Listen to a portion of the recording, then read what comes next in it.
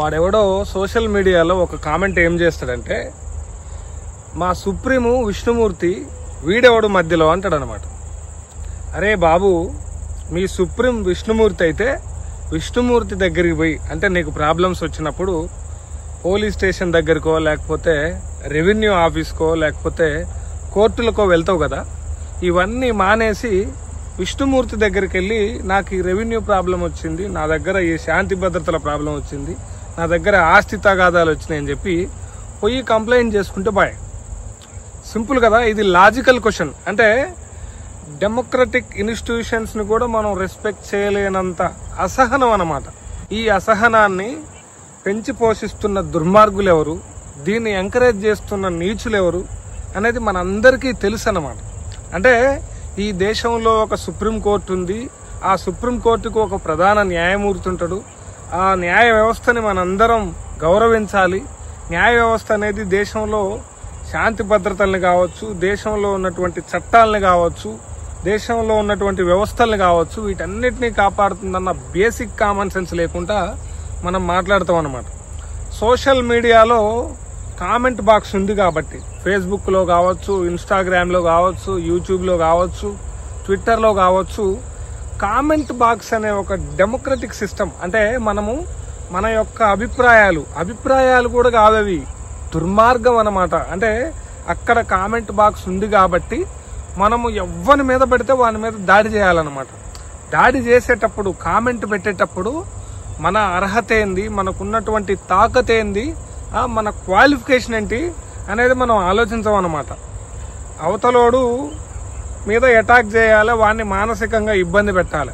ఒకవేళ లేడీస్ అయితే అవతల వాళ్ళ యొక్క ఆలోచనల్ని ఎప్పుడైనా ప్రజాస్వామ్యబద్ధంగా వ్యక్తీకరించినప్పుడు ఇది ఎల్, ఇది ఎం, రకరకాల పదజాలంతో దాడి చేయడం, దూషించడం, ఇది మొగుడిని వదిలేసిందని దాడి చేయడం, ఇది ఒక పెద్ద బేవర్స్ అని దాడి చేయడం, ఎన్ని రకాల కామెంట్స్ అంటే సోషల్ మీడియాలో ఈ అసహనం, ఈ యొక్క దుర్మార్గం ఎక్కడి నుంచి వస్తా ఉంది.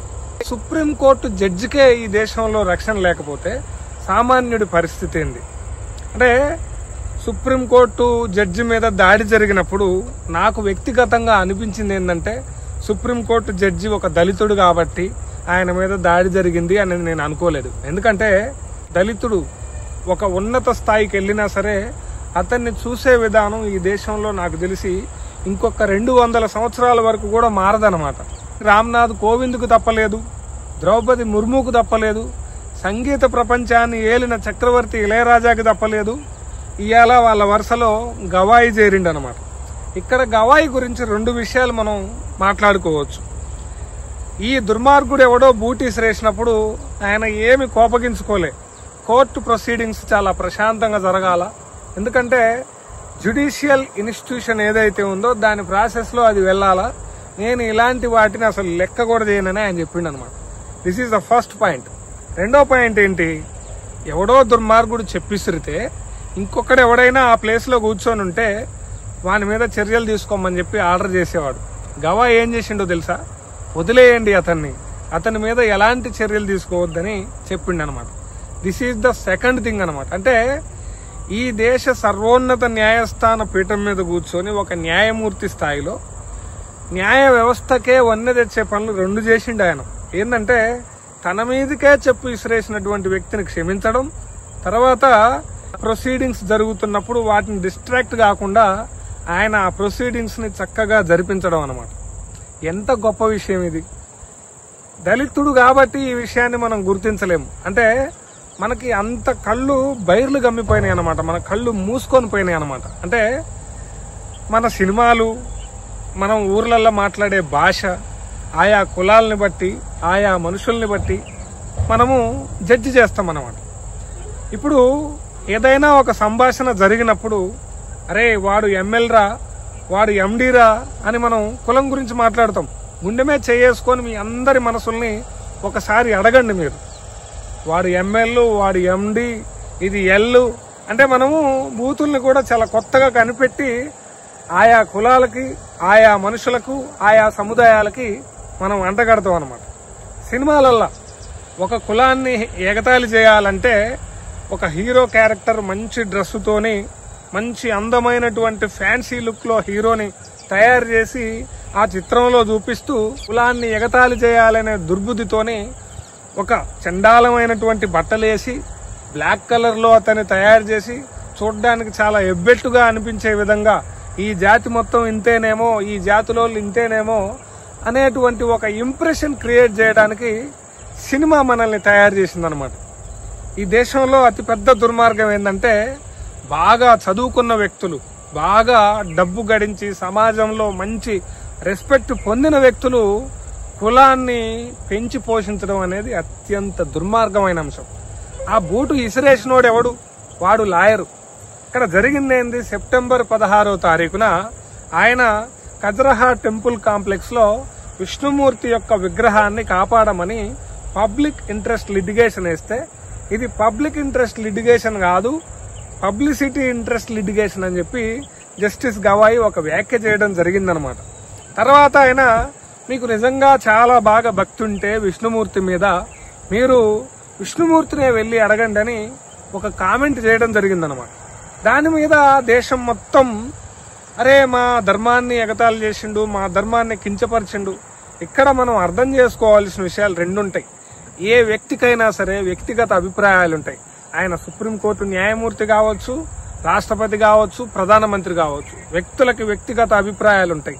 అవి పక్కన పెడితే సుప్రీంకోర్టు సర్వోన్నత న్యాయస్థానంలో ప్రధాన న్యాయమూర్తిగా ఉన్న ఆయన ఏం చెప్పిండు? విష్ణుమూర్తిని అడగండి అన్నాడు. విష్ణుమూర్తిని వాడు వీడు అని చెప్పేసి ఆయన అసభ్యకరమైన వ్యాఖ్యలు ఏం చేయలేదు. ఒక వ్యక్తిగా జ్యుడిషియల్ ఇన్స్టిట్యూషన్ లో కూర్చొని, అది యాక్చువల్ గా ఆర్కియాలజికల్ సర్వే ఆఫ్ ఇండియా పరిధిలో ఉంది కాబట్టి ఏమీ చెయ్యలేని పరిస్థితుల్లో ఆయన ఆ వ్యాఖ్య చేయడం జరిగిందని అడ్వకేట్ జనరల్ ఆయన వ్యాఖ్యలు చేయడం జరిగిందని తుషార్ మెహతా చెప్పిండనమాట. ఈ దేశంలో వెంటనే సోషల్ మీడియాలో, పత్రికల్లో అక్కడ ఇక్కడ జస్టిస్ గవాయి ఇట్లా చేస్తాడా, జస్టిస్ గవాయి ఇట్లా అంటాడా అని చెప్పి చాలా పెద్ద దాడి జరిగిందనమాట. తుషార్ మెహతా ఇంకొక మాట కూడా అంటాడు, జస్టిస్ గవాయి ఏనాడు కూడా హిందూ దేవతలకు గాని లేకపోతే హిందూ ధర్మానికి గాని విశ్వాసాలకు గాని ఏనాడు కూడా వ్యతిరేకంగా మాట్లాడిన సందర్భాలు నేను చూడలేదని చెప్పిండు అనమాట. అంటే ఆయన యొక్క జ్యుడిషియల్ ఇంటిగ్రిటీని, ఆయన పలానా కాస్ట్ కు సంబంధించిన వ్యక్తి కాబట్టి మనం దాడి చేయాలన్నమాట. ఒక్కసారి ఆలోచించండి, మీలో ఎవరైనా సరే మనని ఎవరైనా ఒక మాట అంటే, మన క్యారెక్టర్ ని అసాసినేట్ చేస్తే వితౌట్ ఎనీ రీజన్ మనకి ఎంత బాధ అనిపిస్తుంది, ఎంత మెంటల్ డ్రామా ఉంటది. కొన్ని రోజుల పాటు నిద్రపోలేము, చేసే పనిని చక్కగా చేయలేము, సమాజంలో ప్రశాంతంగా బతకలేము. 100 మందిలో ఉన్నా సరే చాలా ఒంటరిగా అనిపించే ఫీల్ అవుతాం అనమాట. చాలా మెంటల్ డ్రామా ఫీల్ అవుతాం. ఒక వ్యక్తిని పట్టుకొని కేవలం నువ్వు పలానా కులంలో పుట్టినావు కాబట్టి నువ్వు పనికిమాలినోడివి, నువ్వు పలానా కులంలో పుట్టినావు కాబట్టి నువ్వు మూర్ఖుడివి, నువ్వు పలానా కులంలో పుట్టినావు కాబట్టి కనీసం నీకు మాట్లాడే అర్హత, నీ అభిప్రాయాలను వెలిపించే అర్హత కూడా లేదని చెప్పడం అనేది ఎంత అమానవీయమైన చర్య మీరు అర్థం చేసుకోండి. ఇంకొక విషయం గుర్తుపెట్టుకోండి, మార్క్ మై పాయింట్. అదేంటంటే ఈ దేశంలో చదువుకోని వాళ్ళకంటే కూడా చదువుకున్న వాళ్ళకే కులం ఫీలింగ్ ఎక్కువ. విశ్వవిద్యాలయాలు కావచ్చు, తర్వాత ఏమంటారు పెద్ద పెద్ద ఇన్స్టిట్యూషన్స్, సుప్రీం కోర్టులు, హైకోర్టులు, ఇవన్నీ కూడా కులానికి కేంద్రాలన్నమాట. ఎదవలు కొంతమంది ఈ దేశంలో మాట్లాడితే దేశం వెనకబడ్డానికి రిజర్వేషన్లే కారణం అని చెప్తారనమాట. రిజర్వేషన్స్ ఎట్లా కారణం అయితే, భయంకరమైన దౌర్జన్యాన్ని, అణిచివేతని ఎదుర్కొన్న జాతులకి సామాజిక న్యాయం కోణంలో రిజర్వేషన్ ఇవ్వడం జరిగిందనమాట. ఏ ఎదవలైతే రిజర్వేషన్ ని వ్యతిరేకించారో ఆ ఎదవలే ఇవాళ 10% రిజర్వేషన్ ని అనుభవిస్తున్నారు. మళ్ళీ అంట నేను, ఏ ఎదవలైతే ఈ దేశంలో రిజర్వేషన్స్ పోవాలా, దేశం బాగుపడాలని మాట్లాడిన వాళ్ళు ఉన్నారో వాళ్లే ఇవాళ ఈడబ్ల్యూఎస్ రిజర్వేషన్ ని అనుభవిస్తున్నారు అనమాట.